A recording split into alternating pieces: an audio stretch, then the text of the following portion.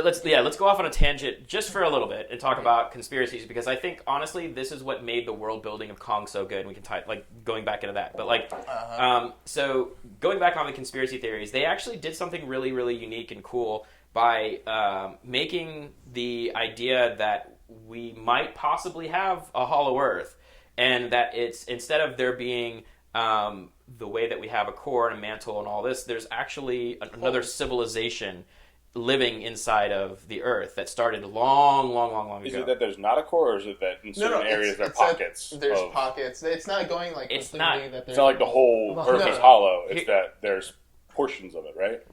Well, in this movie, it's that's what is established. It's as opposed to like general hollow Earth theory, where it's like it's like revolving. It's both like maybe spaces in between. That's what it is. It's like there's a space inside of the Earth, and then there's a shell, and we're living on the surface of the shell. And in every planet, or maybe if you're talking about just Earth specifically, there's actually tunnels to get into there, but they're at the polar opposite. So there's talk about how the Nazis with Hitler's regime had been searching for the entrance to Hollow Earth, and there's this really crazy theory about how Hitler and his band of top scientists and everything escaped into the Hollow Earth, and apparently people say they have these pictures online where they show these massive, in the middle of the oceans, there's these massive holes that just go into the center. And so if you were to, they show a diagram of what it looks like, and so you have the Earth, and then on each side there's this tunnel vortex that goes right through the Earth, and you would never see it because